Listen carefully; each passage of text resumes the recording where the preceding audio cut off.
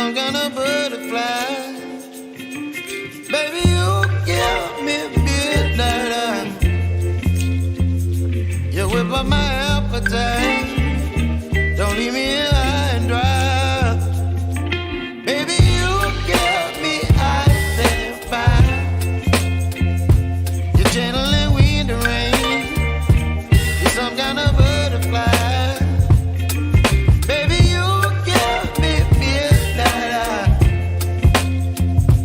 You whip up my appetite.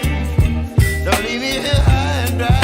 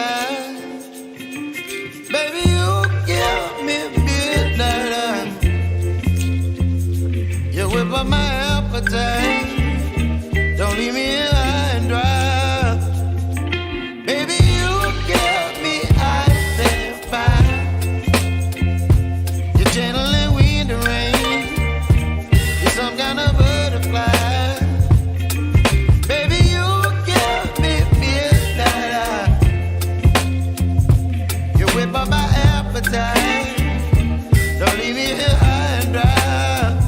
Oh.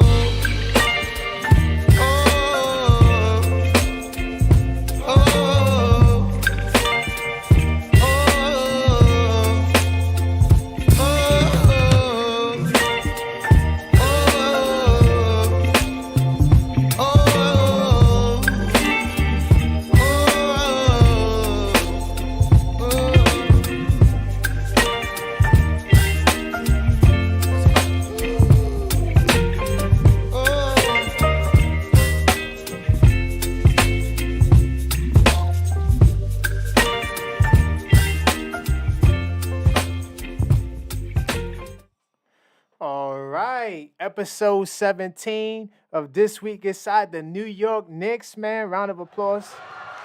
Welcome if you in the building, man. I know I've been MIA, had one of the craziest weeks from a personal perspective, man. And one of the things I'm gonna say, talking about the Knicks, man, sure takes the edge off, and I'm glad to be back.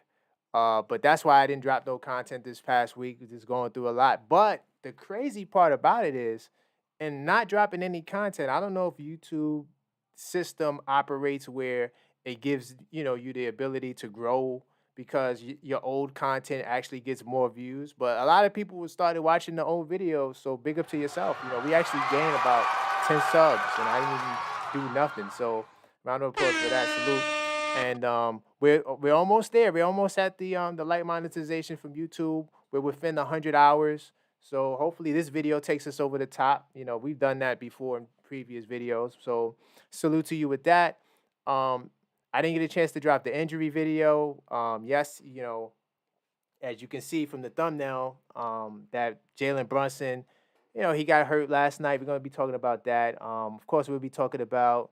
I didn't get a chance to update the cover, but we're on episode 17. But we'll talk a little bit about the injuries, all the injuries. OG, Anunoby, Randle, Mitch. Right, we'll talk about that. We'll talk about Brunson, of course.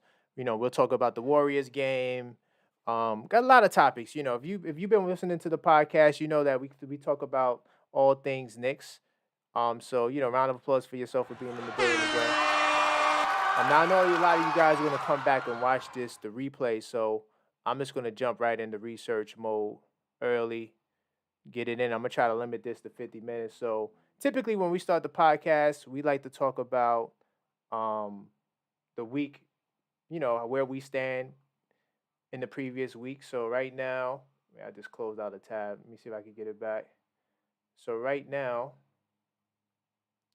we are in fourth place, right? We're 36-25, with a big win, coming off a big win against Cleveland. I don't think Cleveland is that much of a threat, to be fair, because I think that the Cavs, without Donovan Mitchell, they're definitely a shell of themselves. But even with Donovan Mitchell, I think there's some vulnerabilities that we can take advantage of, and I'll talk a little bit more about that when we get into the game. But I think that it's safe to say, and I know a regular season doesn't matter. It did matter last year because last year we did beat the Cavs in the regular season 3-1, and we wound up winning in the playoffs. So, but there's not always a correlation with that. So I think that these past 3 games shows that we're a better team than the Cavs, and I'm gonna tell you why in a second. Now Milwaukee, oh my God, Milwaukee, it's like the rise of the sleeping giant. They're really getting adjusted and accustomed to Doc. I didn't really see that coming, but when you have Dame and Giannis on the same team, that is something that you're gonna have to worry about, and it also shows that Patrick Beverley, his addition, has made a difference as well. So the Bucks, right now they're looking like a threat to get into that, the hold on to that 2 spot. Honestly, if the Bucks are playing well, who would you rather see in the second round? Let me know in the chat.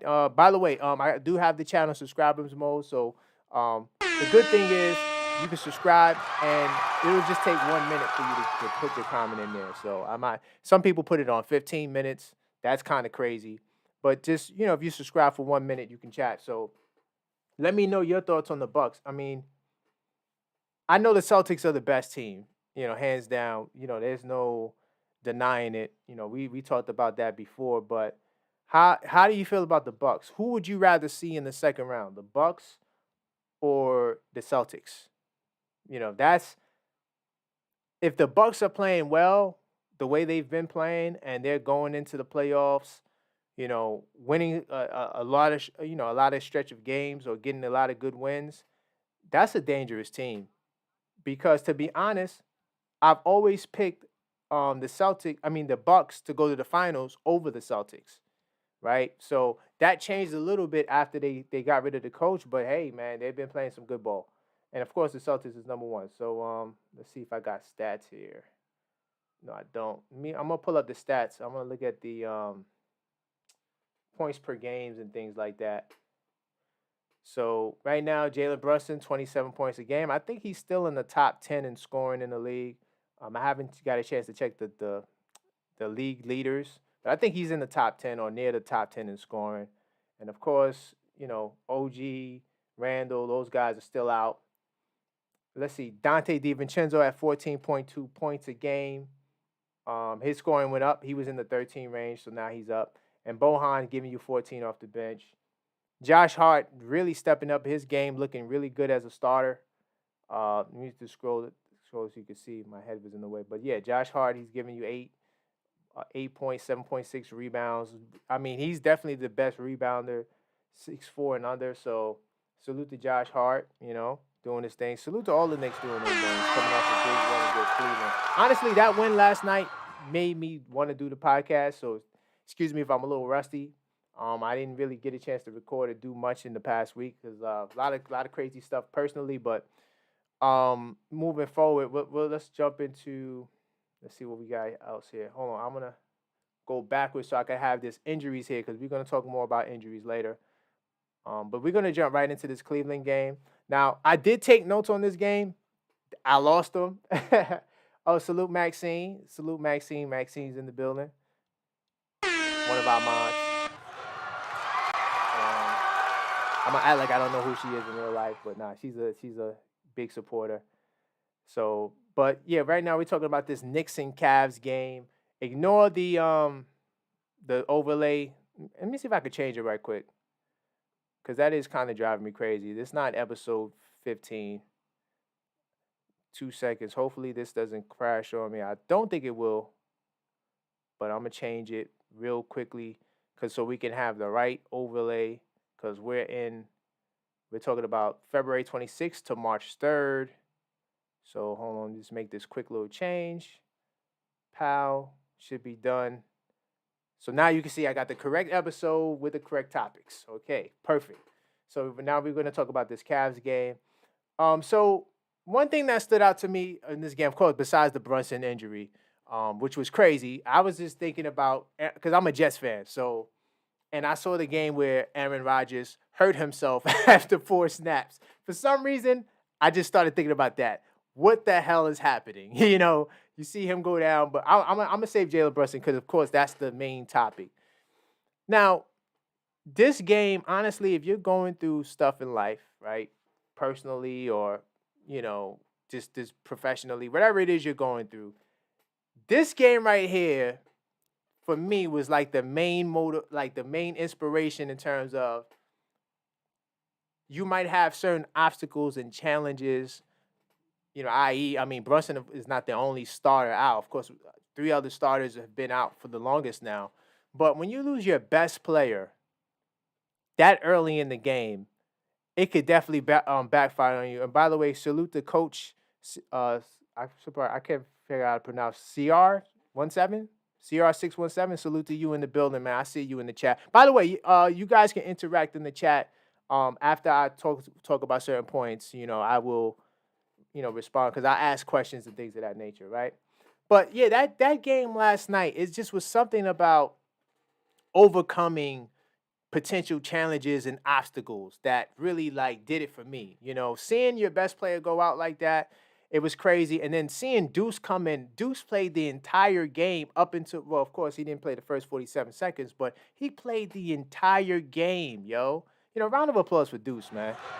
This guy, he's really stepped up. And to the Alec Burks people, I think I'm going to do a video on Alec Burks. People were concerned about Burks coming in and taking Deuce's job. I think last night shows you that Deuce is the backup point guard. But what he was able to do, not only just playing defense, right? Not because, Deuce is known to defend, but he had 16 points. Wasn't the most efficient 16 points, but he was pretty efficient from 3. He was 4-9 from downtown, plus 11 with 5 assists. It was incredible. Garland only had, I think, 8 points going into the second half, I believe. He had 8 points going into the 4. I can't remember. But, and then, of course, Garland came on, hit a couple of threes like that. But the reason why Garland was so ineffective early on was because Deuce was holding him in check. And, Deuce really showed me that the backup point guard position, of course, I mean, they also got Burks, too, who also could play the backup point guard spot at times. But we don't have an issue there, right? That's not our issue. He is definitely more than capable of doing this job. Yeah, Deuce did his thing, right, Coach? Deuce, I'm just really proud of this guy, yo. And besides, of course, Mitchell Robinson, but he's another second-round pick that I think that the Knicks really helped maximize his abilities. Not to say that he reached his full potential because he's not a starter yet, right? But I think they did a really good job with his development. And I also believe, and I said this before, that he is the reason why Quickly was dealt. Because you got a guy here who, didn't play much, was in the G League at one point. But, from what I hear, not that I have inside scoop like that, but he really balls out in practice. Like, he really goes hard, training camp and all of those things. Like, he really he worked his way up from the ground up. So that's why, big up to Deuce, man. I think Deuce is definitely someone who really showed me last night. I mean, of course, before last night, he has had great performance as well. But it was just something about him playing the whole game, guarding the opposing team best player, and doing what he did. That was incredible, right? Oh, and cheaper. Yes, his 3-year deal. I think it's 3-year, $13 million. I mean, that's the Knicks front office, right? And I didn't get a chance to do level-headed Knicks talk last week, but I will schedule a date where we could talk about the third quarter and really analyze the trades now that we have more games and stuff like that. But I'm going to tell you right now, the Knicks, if you look at all of the contracts on the Knicks, well, especially the ones that they signed themselves, not the ones that necessarily was traded in, they get these guys for the low. Based off their production, everybody they sign, right, is giving them way more than what they're getting paid. From Dante to Hartenstein to Deuce. Like, I mean, just look at the production, man, right? Even Josh Hart is coming into his own, right? Yeah. What do you mean by EOY? Rose is EOY. Let me know what you mean by that, Coach. Oh, okay. You talking about the agency? Yes. Yeah. CAA Mafia. Yeah. That's a fact. You already know that's the vibe. So because of that, they've down with his former agency. I mean, he still has ties to that agency, of course. So because of that, he gets guys for the low. Yes. All right. Hey, but you got to use what you got to get what you want, man. Look, these guys are doing NBA cheat codes. We got to pull one out for ourselves. But getting back to this game, right? Hold on, my notes. Still doing my notes on my phone, guys. My printer is out, so bear with me. But another thing from this game was the triple-double from Josh Hart. I think he was the third Knick to have 3 triple-doubles in the year, something like that. Something crazy like that. Round of applause for Josh Hart. He's doing his thing. Salute to Josh Hart. You can see his stat line here. He had 13 points, 19 rebounds. I think that was a career high in rebounds as well, with 10 assists and plus 16, plus minus.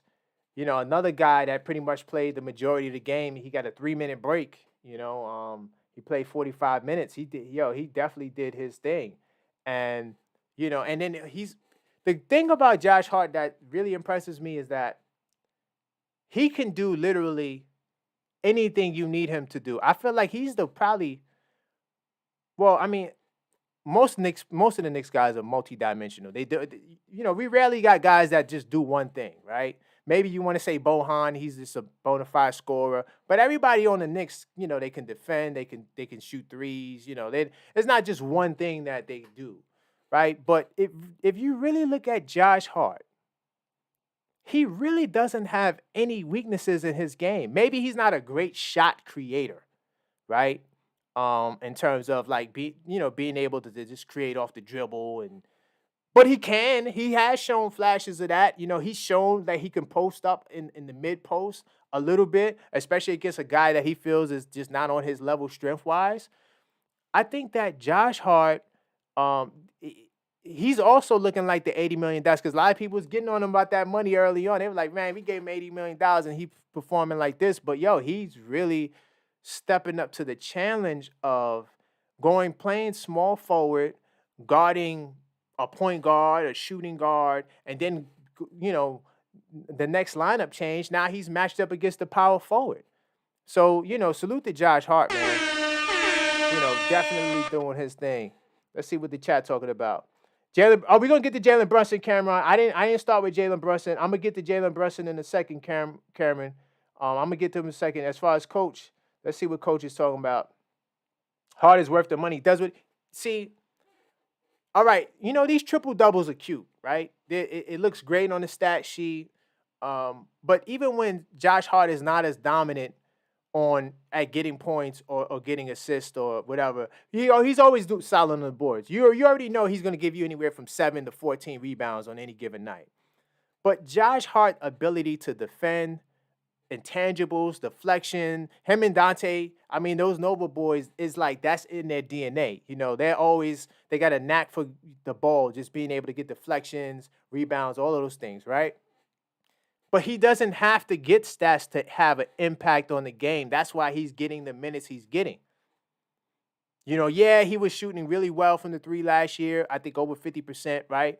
Yeah, his numbers are going up, and he's giving you triple doubles and giving you, 10 plus rebounds for as many games as he did, right? But at the same time, he has a way of impacting the game, not just on the statistical level. So that's why you got to salute Josh Hart. Isaiah Hartenstein, he's not 100% there. I'm not going to say that 8 points, 7 rebounds is necessarily bad in 23 minutes, but we've seen him do more.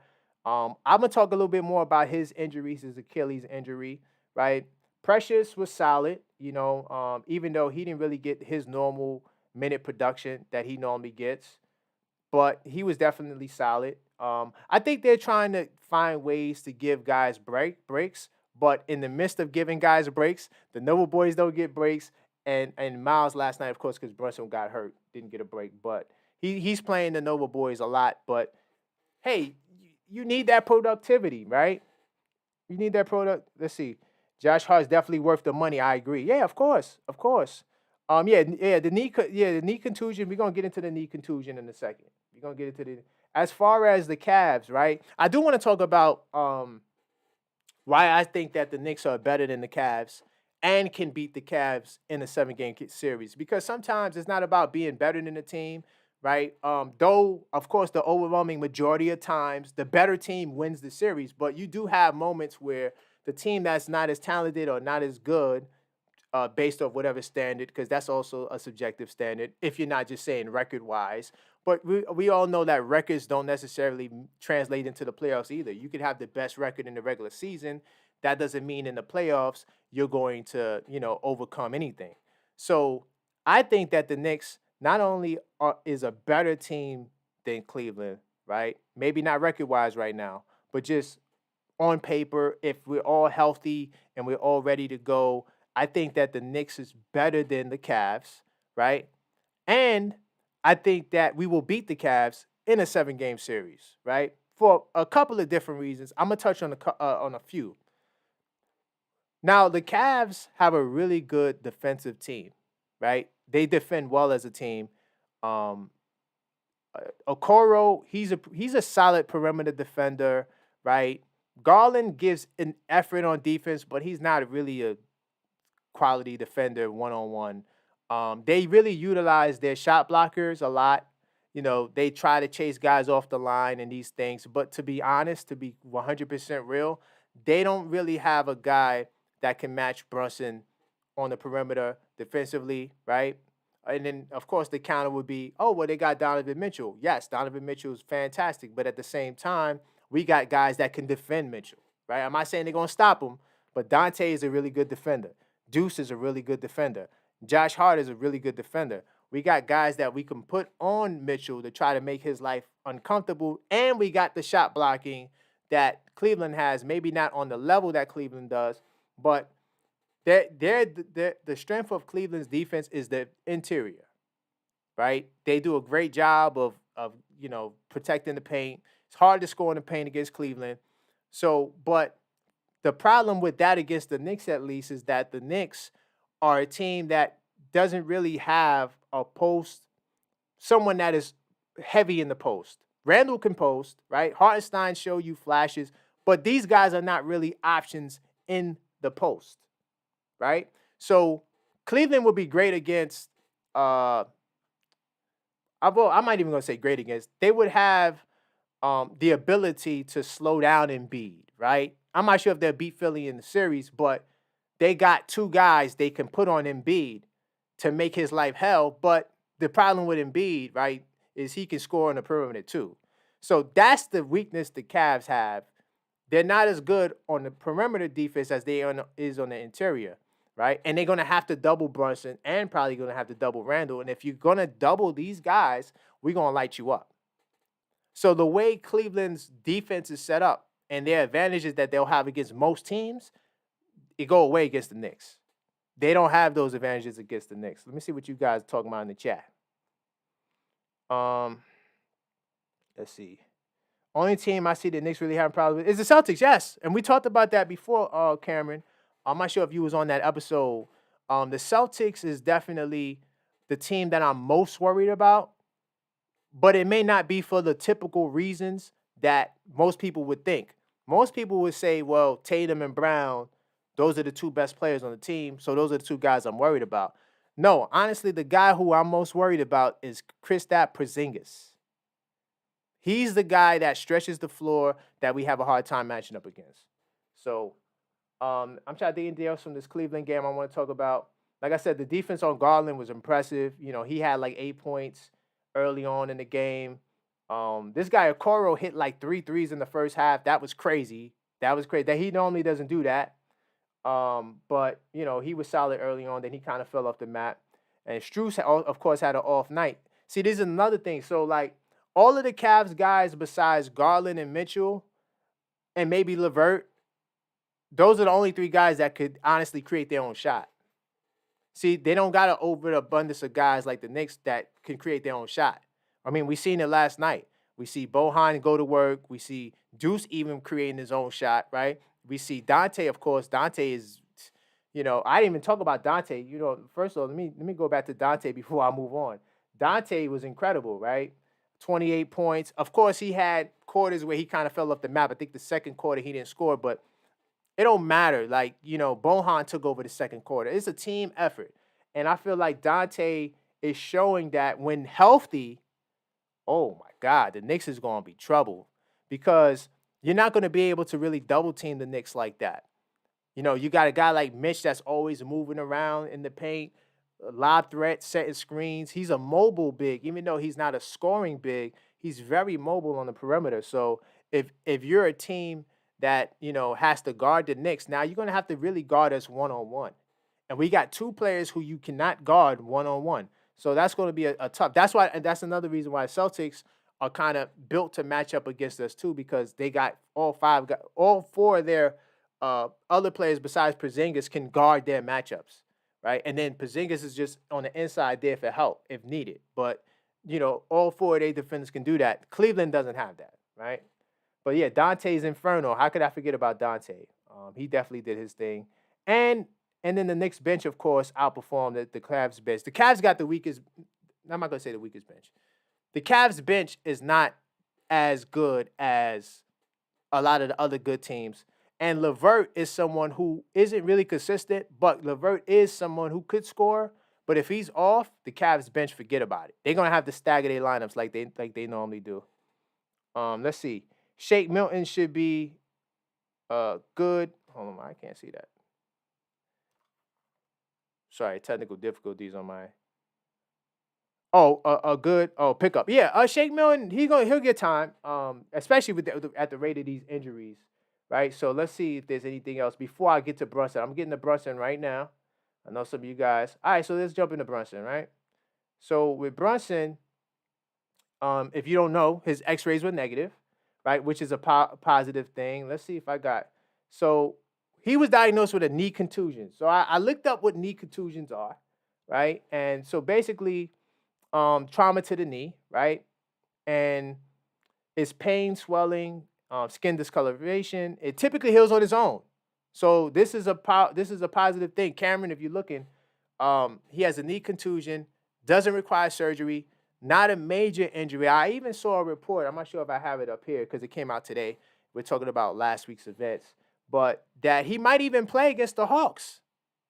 That's the next game, and we might get into the Hawks, maybe not, depending on time. I don't want to make this too long, but Brunson, his injury is not a bad injury unless there's some other details they didn't share. But right now we got an X-ray, and we know what a knee contusion is, right? Knee contusion is a basic injury. It's just swelling, discoloration, heals on its own, right? Let's see. If you have an injury to your knee that damages the muscles or skin tissue, is usually referred to as a soft tissue contusion. So nothing in the X-ray showed bone injuries, right? Now, if he had a bone contusion or a bone bruise, that's different. So they didn't say that in none of the reports, Cameron. So just to give you the heads up with Brunson, he should be fine. Honestly, I might not play him in that Atlanta game. I would sit Brunson because I don't want to, add any unnecessary stress to his soreness. If you have soreness, you have to rest it. Resting is the only cure for soreness, right?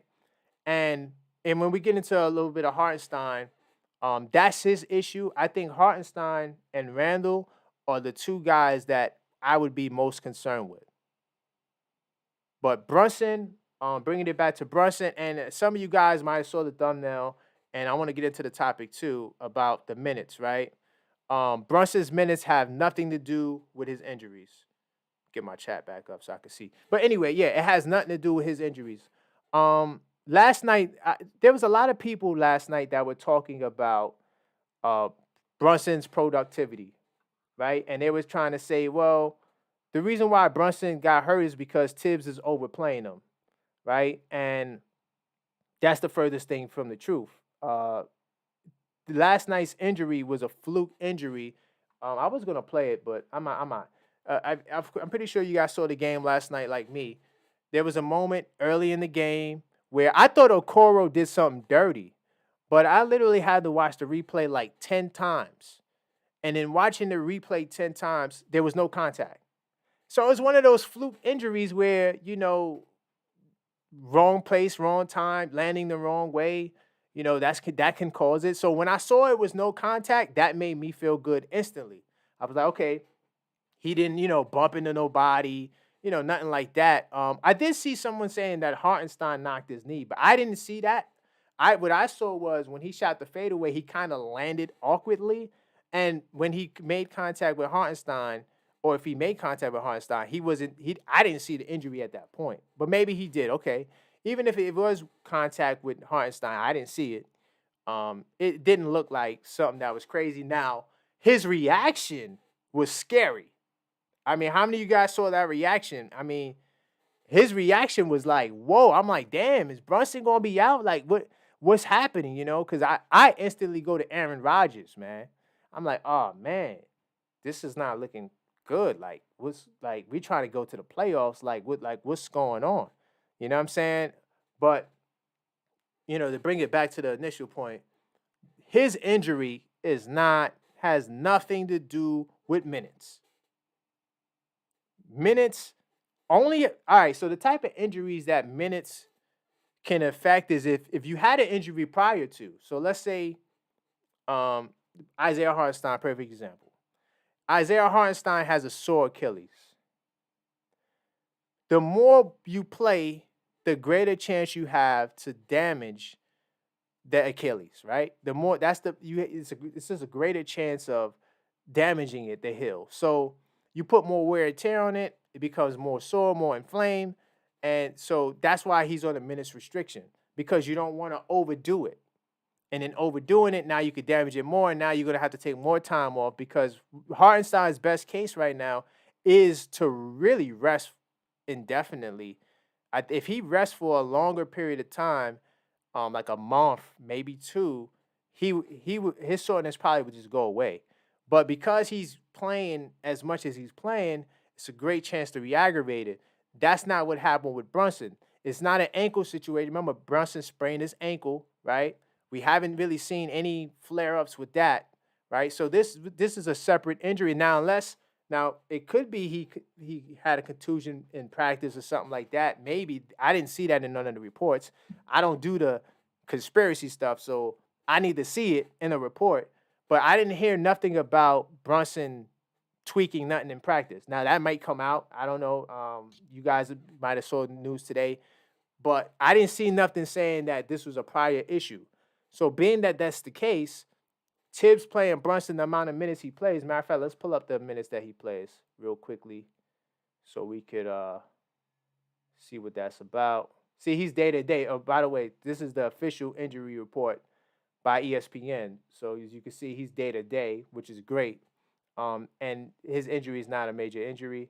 And, of course, this is reported by Stephen Bondi, our friend, because we read most of his Stephen Bondi writes the most that I see about the Knicks all the time. So it's a day-to-day injury, but I'm gonna pull up. Let's pull up.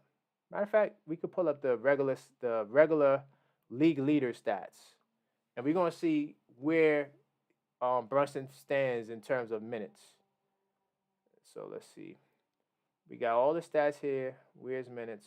Let's see field goals. Rebounds, assists. Am I missing it? Oh, they don't got it here. Hold on. Yeah. I see every other stat besides minutes. All right. I'm gonna pull it up. I'm gonna go to Basketball Reference because I want to see because people are saying like in all of the chats, right, on Facebook. I'm not even on Twitter like that. I will be creating a Twitter account, but everywhere you see people talking about Brunson's minutes, and I'm like, yo, like, what are you talking about? All right, so let's pull up the leaders, 23-24. All right, so now I know Basketball Reference definitely have minutes. How? So DeMar DeRozan's leading the league in minutes per game. I didn't even really know that. Let me see. All right, so DeMar DeRozan is number one in minutes at 37.4. So let's see where hold on, make sure this is the right season. Yep, 2023, 2024. Okay, so now we're gonna pull up where Brunson is at. All right. So let's see where Jalen Brunson falls. I got Randle here at 35.4, right? And Brunson is right above him. So Brunson is 15th in minutes, right? Ladies and gentlemen. He's 15th in minutes. Right, so Donovan Mitchell plays more minutes than Brunson, right? He's played 47 games. DeMar DeRozan, like we just said, is number one. Luka, he's played 53 games. Miles Bridges played 50 games. Wow, Miles Bridges played 50 games. I wouldn't even known that. Maxey, 50 minutes. All these guys playing a lot of minutes. Way more minutes than Brunson, right? At least 2 more minutes than Brunson. 3 more minutes than Brunson. Why aren't these guys, decimated by injuries? If the thought process is that Brunson's injuries is the reasoning, right? And I talked about this before. Most injuries have nothing to do with minutes played. Injuries and minutes have to do with soreness. So if you're hurt already, that's why they put you on a minutes restriction. Players who are healthy, you don't have to restrict their minutes. It's all in your stamina and how much you can play. Deuce played 47 minutes last night. Now, I'm not saying he could do that every night, but what I am saying is you cannot, use that make that the reasoning behind it. So I just want to put this to bed. Like, Jalen Brunson's minutes have nothing to do with his injuries. And I'm going to also add this point. His injuries is due to his physical nature of play. Brunson is a contact scorer. He scores off the bump. He wants to take you into that low post, mid post, bang you, pause, take the bump and get the layup. Or take the bump, get the fadeaway. Everything Brunson does is off the bump. Okay? So when you're playing off the bump and it requires contact, you're leaving yourself vulnerable to being hit. Knocked out. Well, Brunson's not in the air either. Imagine if Brunson played the way he played and he was in the air. Oh boy. I mean, that'd be bad. That's a recipe for disaster. But Brunson is taking a lot of punishment. That's his game. That's what makes Brunson. Right? My phone just died. So I just want to just nip that in the bud, man. Brunson's play style is the cause of his injuries. It's not Coach Tibbs. It's not none of that, And I see fans talking about this all the time, and it's annoying. It's very annoying because, if you're watching the game, you see Brunson, he thrives off contact, right? So I'm going to move forward. Let's see. I'm not going to touch all the topics. I'm going to get to some of the major stuff. So we'll shift gears into Julius Randle, OG, and their steps to recovery. So last night, see, this is an image here. They were at the game last night. So round of applause to all of the Knicks starters that's out. They definitely show love and support. And it was good to see Randle and OG take some shots. Right? And so I said this last week. Randle and Isaiah Hartenstein are the two guys that I am most concerned with. And the fact of the matter is that seeing these guys, where they are in their production, their progression, right on track, right? Matter of fact, it says Randle here, he started light contact from the pads, right? So, his shoulder is feeling well enough for him to get workout. Let's see what they say about OG. So OG, I think they said, OG. Let's see. I think we're hopeful he'll be fine. This is Coach Tibbs. But you want to make sure that medically the doctors feel good about it. He feels good about it. And then once that happens and he's doing just about everything, he's taking some light contact, but nothing with the player yet. I think he's still talking about Randall. No, he's talking about, he's talking about OG. So, and then Anunoby, like I said, he was cleared for shooting and other court activities. So it's looking good. Now, being that I didn't drop the video, I'm going to give you some more on this whole Randle injuries. So now we got 5 players with injuries, right? You're talking about Mitch, of course, OG. I'm going to go back to this ESPN right here. See if I can get it. Yeah. So we got well, technically it's 4. They got 4, it's really 5. I'm adding Isaiah Hartenstein to this because Isaiah Hartenstein, his Achilles is still sore and he's still playing with it. So Brunson is day-to-day, right? Now, Mitchell Robinson is someone who I'm worried about him because it's all in recovery.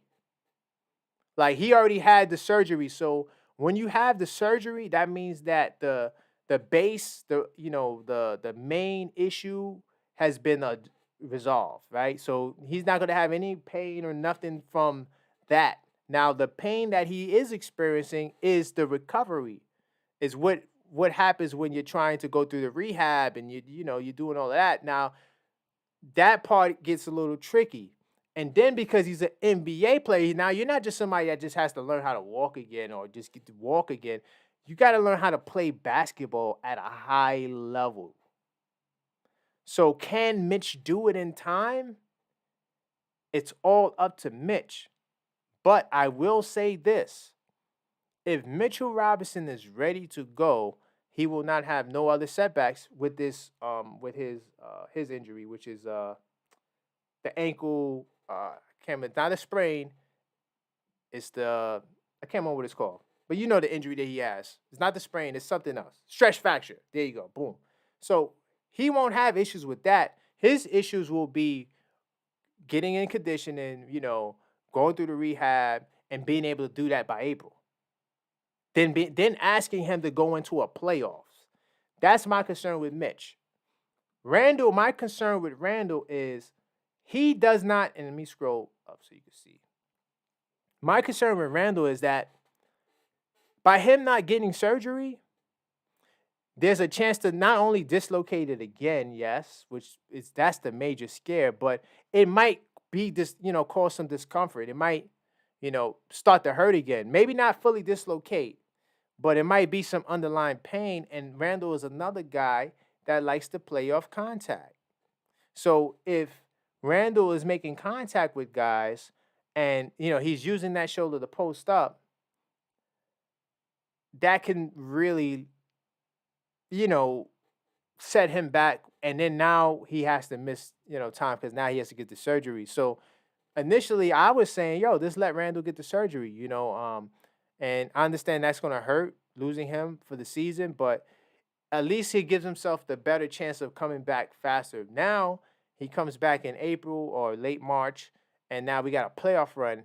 He hurts it again. Now it sets him back another 2 months when he could have had the summer to work out and do everything. That's my only concern. That's my concern with Randle not getting the surgery. It's a greater chance for him to re-injure the same, injury that he had. It's a great chance that he can really do that. So I'm not sure what you guys think about that, but that's my concern with Randle. As far as OG, he just had some bone spurs removed. And once again, he's an NBA player. If this was regular day life, OG is fine. But now you're asking him to come, take contact. You're going to bang. People going to hit the elbow. That goes into it. So, he just has some spurs removed, right? Now that that's removed, it has to heal. So that's what he's going through. He went through the process. Now he's cleared for, shoot and do these different things, which is great. But once OG comes back, he's not going to have an issue with the elbow again, right? And unless he re-injures it, of course. But I'm saying like that old injury will be resolved.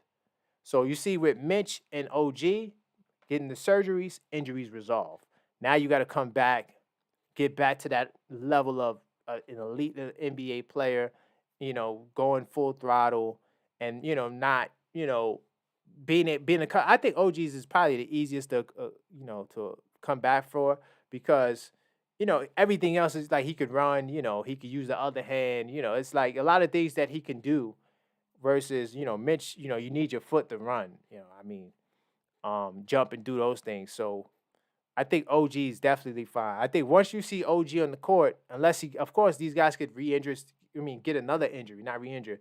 They could get another injury and cause them to miss games. But that's where I am with these guys, And then, of course, Isaiah Hartenstein, like I kind of alluded to, he has a sore Achilles. So when you have a sore Achilles, the only way that I seen, and I'm not a doctor, right? But the only way you can heal it is to rest. The problem is, in Isaiah, I think I have that quote coming up. Isaiah Hartenstein said that he could have rested some more, but he rushed back to help the team and do what he had to do. But the only way to deal with that injury right now is for rest. And when I'm talking about rest, I'm talking about for months, not weeks, not days. He's been doing weeks and days. He needs to do months. But that would be bad for the team. So, salute to Isaiah Hartenstein. As far as Brunson, we talked about Brunson. So we're going to move forward. Definitely if you want to see Brunson, you could go back. Knicks find perfect medium for his recovery. This is, of course, talk about Isaiah Hartenstein. They say here he has reoccurring left Achilles issues. And that's because of what I said, he's not resting. So he says, I'm still catching my rhythm. I think the biggest thing, I'm more comfortable. And I think it's the biggest thing. I felt like some stuff was a little slow, but that will all come with time. Nothing to worry about right now. Take the rest, man. That's why we need Mitch back, too. To take the pressure off of Isaiah. Maybe he could sit a game out or two just to get his stuff right when Mitch gets back. So let's see. We talked about the injuries. I got a lot of stuff on injuries. Let me see. Oh, okay, so we could talk about this, right? Miles McBride, the case for him in the rotation. Now, I kind of hinted to this earlier in terms of Alex Burks. Let me make sure I'm still live. I just lost my chat. Hold on. Yeah, we still live. We still live. We still live. I'm gonna wrap this up. Give me a couple of more minutes. Because I had the intro music and stuff like that. But we're gonna wrap up shortly. I won't be able to tell you about most of the topics, but that's fine. I do want to talk about this topic though. I think that Alec Burks, he's definitely been underwhelming, and I think Coach Tibbs is just more comfortable with Deuce right now, running the show and doing everything that he needs from a backup guard.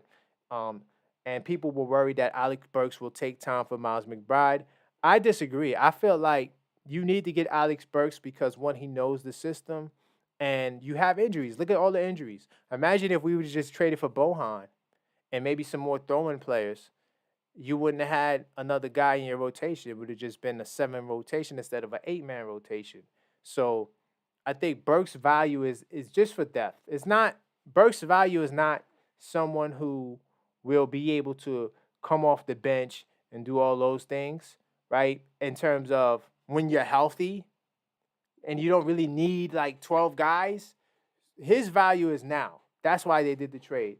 You need guys that can play, just in case, right? Insurance policies, right? And then Josh Hart's getting a lot of minutes. So if the theory is true, where minutes is correlated to injuries, then why don't we see Josh Hart get hurt? Why don't we see Precious get hurt? Dante he definitely tweaked something maybe last night. Not really sure if he, re-aggravated. I think he had some sort of a groin injury, but we saw him like kind of limp a little bit. But that would be because he has a pre-existing injury. Other than that, when you're playing a lot of minutes, it's just basically, are you tired? Can you actually endure the physicality and have the stamina to do so? So, yeah. But and another thing, these guys' minutes will drop. The more healthy we get, the less minutes these guys will play. And honestly, it's good to give these guys these minutes so that way later on minutes won't be a thing. Let's see. Depleted Knicks must overcome struggles to avoid playing. So if you're in the chat, or if you just watched the video, let me know too. What do you think? Do you think the play-in is something that we should be worried about? Honestly, I'm gonna tell you no. The reason why last night was a perfect example for me that the Knicks can overcome anything, man. Like for the Knicks to be able to do what they did last night when losing Brunson in the first 47 seconds, right? You have 3 other starters out. 3 of your main starters are out. And to go into Cleveland and do what they did last night, hell of a blessing. Hell of a performance. So I don't think the play-in, I think we're above the play-in right now. I think if we have a floor, the floor will depend on a couple of things. I'm gonna go back to the standings just real quickly. The floor depends on, how if Embiid comes back, can Philly hold on, right? I don't really have faith in Orlando. Like I don't think Orlando is a threat. You know what I'm saying? When I don't think the Heat is a threat, but though the Heat could come around, I think the Pacers are going through something right now. Not really worried about the Pacers, but the Heat really is the only team that is kind of a little spooky. The Magic I'm not worried about. I don't think all 3 of these teams, Philly, the Magic, the Heat, I don't think those guys would be a threat for us to keep it 100,000. Me personally, I don't feel that way. But what do you guys think? Do you guys think that the play-in scenario is something that we should be concerned about? I'm not sure. Let's see. Josh Hart, he fixed his shot in the All-Star break. And sometimes it takes. First off, Josh Hart is getting more shots, right? In terms of him fixing his shot. So before the All-Star break, and honestly, before OG got hurt, Hart's coming off the bench. You don't get much shot opportunities with the bench, So now that he's a starter and he's playing with his boys, he's getting his shots. Is it time for the Knicks to panic? No, we kind of talked about that. So we're just going to move quickly. A little bit about this Warriors game. I actually got a chance to really watch this game. The Warriors game was a bit depressing for me. And let me see if I could pull up some of my notes. The reason why the Warriors game, because I felt like this was the opportunity, though, once again, we were not healthy, right? You're dealing with a lot, when you don't got your 3 starters and you got guys that are hobbled like Isaiah Hartenstein and things of that nature. And of course, Brunson also had a neck injury at the time. And this is what I'm saying. Like, Brunson's style of play is very physical. So there will always be an opportunity and threat for these things to happen. As far as this game is concerned, I'm gonna say this. You know, it was a poor. We didn't take advantage of the opportunity once again to show old media and national TV that we are the real deal. And even though we're hurt, we can take on a team like the Warriors. I mean, the Warriors are playing better basketball. They got better balance in their rotation. They also got healthy too. They had some injuries. Chris Paul was out. He's back. They put Clay off the bench. It looks like a different energy for Clay off the bench. He got 16 shots up off the bench. So I'm not sure how many shots he was getting as a starter, but if you get 16 shots off the bench, that's crazy. That you getting a lot of opportunities to do your thing. But Jonathan Kuminga stood out to me on the Warriors, and I want to see how Jonathan Kuminga will look with a healthy Randle and OG there. I think it's a different scenario, but at the same time, I love when we beat these teams and we're not full strength because it just makes me, it just shows how good of a team, resilient of a team we are, and how much grip we have as a unit that's not really that healthy. So that's what this game was for me. Of course, Steph Curry, he was. Steph Curry always wants to, do his thing shooting wise. I mean, he wasn't the most efficient, but he did hit some big shots for the Warriors, and I think the Warriors bench kind of like was the catalyst. I felt like they won their matchup the majority of the times, uh, and that was primarily due to Clay hitting some big shots. But Deuce wasn't bad. Deuce gave you 14 off the bench. Once again, feel like Deuce, he's definitely that guy who is your backup point guard. I don't care what the rotation is. Deuce has to be in the rotation.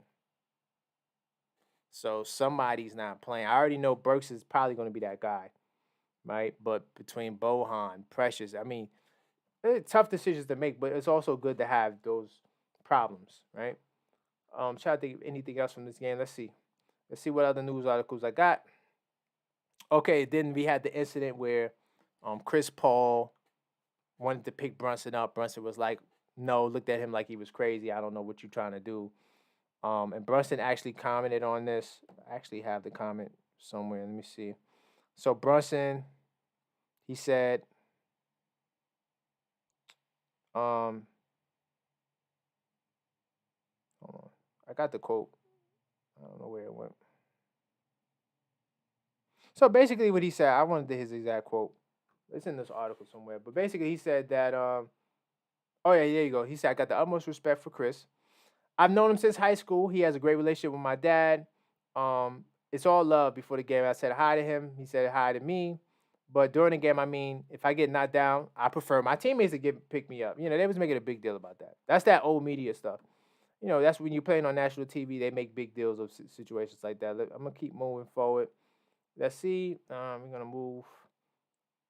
Talked about Josh Hart facing a shot. Knicks losing games. By the way, Knicks dropping 8 of their last 11 games. I mean, we're hurt. We ain't got our teams. Like, what do you want us to say? I mean, you're playing against teams that's getting healthy, getting their groove together. I mean, what more do you want? Let's move forward. See, look at the post. They make it a big deal. He didn't shake his hand. Whatever. And of course, I talked about the neck injury for Jalen Brunson. OG Anunoby, he's on the court. We talked about OG Anunoby. So yeah, we covered a lot of ground. Let me see. I want to get to the power rankings. We'll pull up the power rankings. So Knicks fell off. We definitely fell off. We lost a lot of games. The stat I had just had it up there. We lost 8 of 11 games.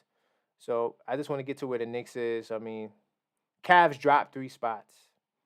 4 spots actually. They went from 3 to 7, and of course Milwaukee went up a spot, and they got us. They got us at number 8. That's all right. So I've been tough on old media. You know what I'm saying? I feel like they don't give us our props and our respect, but at the same time, they moved us up. I don't. That's interesting to me how they move us up one spot. Even though we struggled. Yeah, we beat the Pistons, but that's it. We only beat the Pistons. It's weird. I don't understand the power rankings. You know what I'm saying? I'm trying to get it. You know what I'm saying? But to see us go from 9 to 8 is kind of crazy. It's kind of crazy. And so I think the next rankings come out on the 5th, right? Let me see. I think it comes out on the 5th. Today is the 28th. So, yeah, I think it's the 5th. Right? So, it depends on it'd be funny to see where we will show up next. Now, to be fair, I mean, Dallas really hasn't really done much. I mean, the Pelicans kind of fell off the map after beating us, or in the midst of beating us. Wow, the Heat rose the Heat at 6 spots. Yeah, the Heat's been playing some good basketball. But Philly, they keep dropping Philly, man. They drop the Kings. So hey, we moved up a spot. Round of applause for old media looking out for us. I don't know how we moved up a spot, but I'm not complaining either. So I think that's all I'm going to talk about, man. Don't want to keep this episode too long. The Pelicans game was another sad game. And I'm not going to talk about the Pistons game at all. But that's all for this podcast, man. Hopefully you enjoy yourself. I'm going to try to get more active. Like I said, I had some personal challenges I had to deal with, but salute to you. If you got me at this point, definitely, take the time to go to the shop at theobjectiveknicksfan.com. And, just be on the lookout for my stuff. I'm going to try to get back in the groove. Been really busy personal-wise, but I didn't want to miss this podcast. And honestly, if the Knicks would have lost last night, I probably wouldn't have done it because I just have so much going on in my personal life. I had a loss in the family, things of that nature. Not just that, just some other challenges. And, it's been a lot coming at you at, one time. And when you're a content creator, it's tough. Like, so support your content creators, man. We love talking to the Knicks. I could do this all day. But I just want to wrap it here. So those who didn't see the show, you could come back and watch it. Or if you're just tuning in, go back to the beginning. I dropped some jewels. I did touch on the flagship topic. And, we covered a lot of ground. So until next time, let's go Knicks.